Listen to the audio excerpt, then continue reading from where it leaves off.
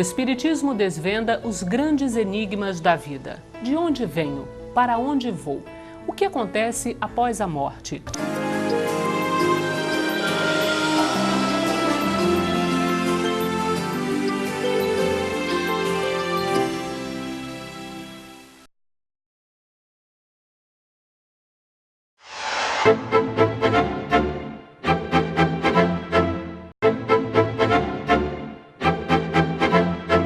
A reencarnação é um dos pilares do Espiritismo. Nascemos e renascemos para novas vidas, novas escolhas, novas oportunidades. Mas quais são os mecanismos que regem esse processo? Para alguns, missão, para outros, expiação. Qual o objetivo de nascer e renascer?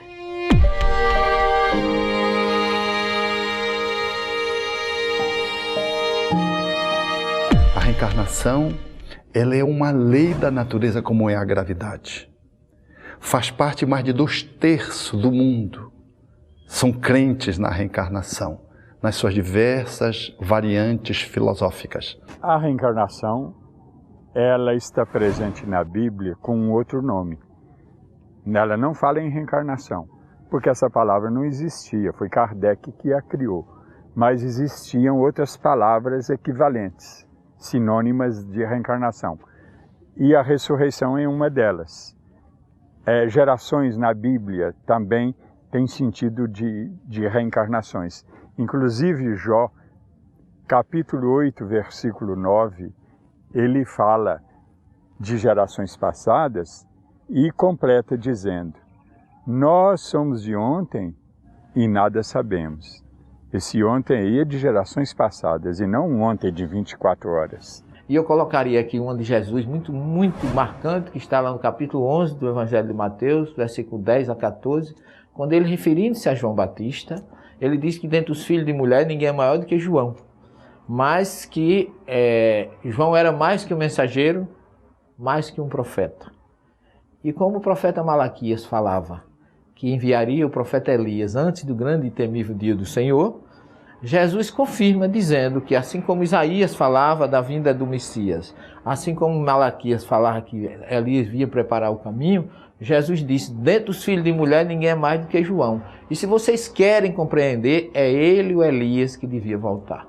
Então Jesus fecha a questão de Malaquias e de Isaías, provando diretamente que o corpo de João Batista voltou no espírito que já tinha habitado Elias, o espírito de Elias no passado. Então o corpo de Elias foi um, o corpo de João Batista outro, porém o espírito mesmo, segundo Jesus. Daí está uma prova cabal, vamos dizer assim, irrefutável, incondicional da reencarnação na Bíblia. Mas o cristianismo, ele, em função de motivações políticas e sociais, abriu mão da reencarnação no século IV. Tudo que está em nossa vida tem uma explicação pela lei de causa e efeito, e a reencarnação explica, como bem propôs Allan Kardec em O Evangelho segundo o Espiritismo, quando analisa as aflições e as causas anteriores e atuais. Quando eu analiso no hoje e que nada justifica aquilo que me acontece, eu remonto ao passado para entender o agora. E encontro no passado as motivações, as causas dos transtornos orgânicos, das dificuldades nas interações emocionais, o porquê das aversões gratuitas, o porquê do amor de graça. O amor à primeira vista é um amor de alguém que você já amou muitas vistas pela lei da reencarnação. O porquê das tragédias que muitas vezes nos alcançam sem que a gente tenha feito nada nessa vida para experimentá-las. Antes de reencarnar, escolhemos as provas que devemos passar para o nosso crescimento? Fazemos escolhas por conta própria? E por que não lembramos das vidas passadas quando encarnamos? Muitas pessoas alegam que não acreditam na reencarnação devido à questão do esquecimento do passado. Como se eu tive outras vidas, não vou me lembrar dessas vidas. É o que as pessoas alegam, argumentam dessa maneira. Mas vamos pensar um pouquinho. Se nós, na vida atual, cometemos às vezes, na juventude, ou mesmo na fase adulta, alguma ação, alguma conduta que depois consideramos prejudicial, nos arrependemos daquela conduta, adulta, as pessoas às vezes dizem, eu jamais quero me lembrar daquilo que eu fiz, de uma situação que eu cometi e prejudiquei uma pessoa, ou me prejudiquei.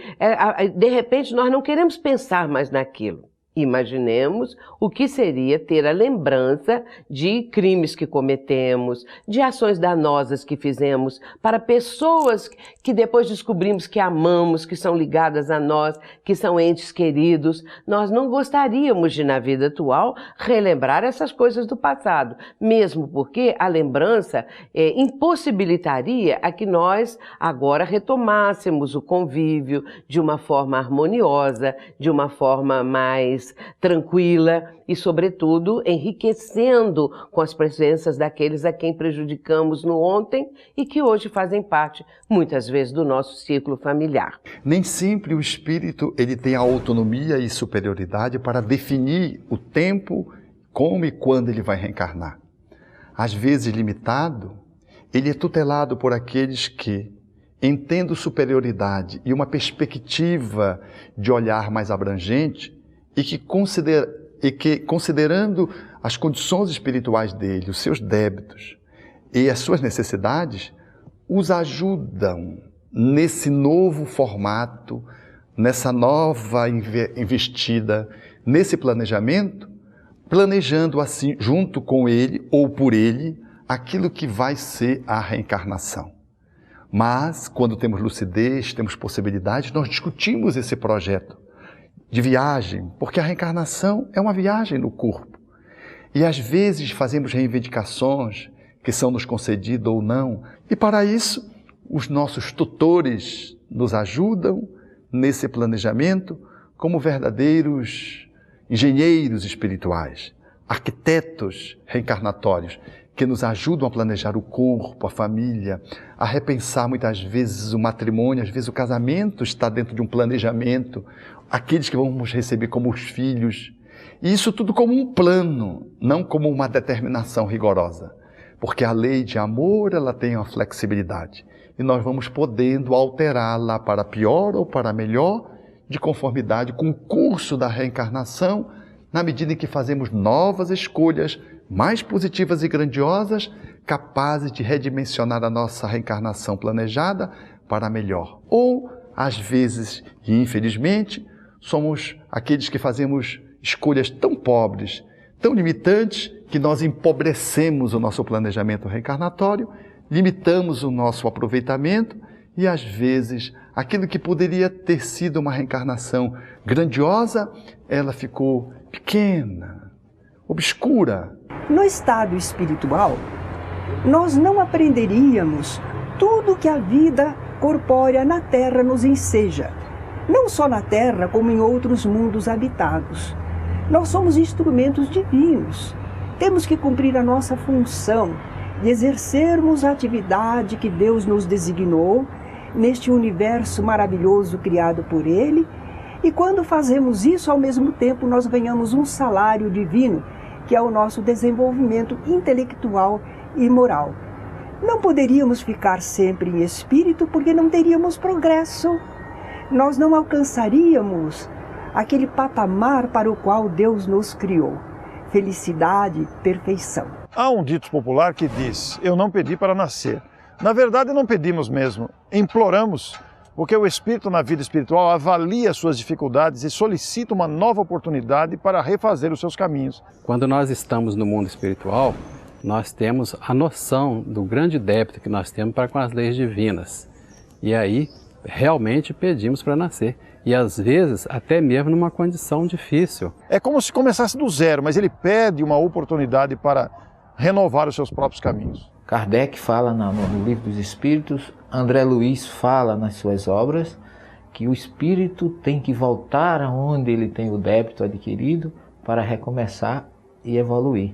Daí porque na condição de espírito nós teríamos estagnado e não conseguiríamos mais evoluir, segundo o mestre leonês Allan Kardec, no Livro dos Espíritos, no capítulo sobre reencarnação. Daí a necessidade premente da gente ir e da gente voltar.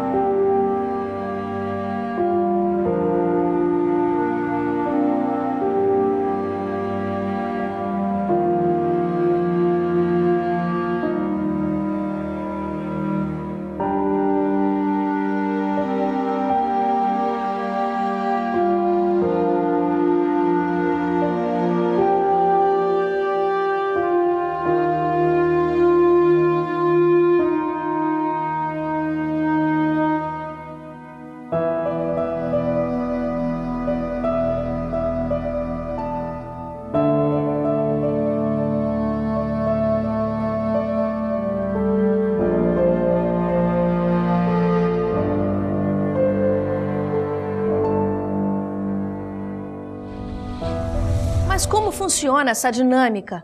Familiares podem reencarnar juntos ou separados? Trazemos tendências, vocações e deficiências herdadas de outras vidas? O espírito que às vezes desencarna não está no objetivo dele renascer novamente como nosso filho. E os pais ficam naquela ânsia de receber o espírito de volta e criam um tormento e um conflito, quebrando a espontaneidade que poderia sugerir este caminho se fosse o caso. É melhor considerar que a lei da reencarnação, ela tem uma elasticidade.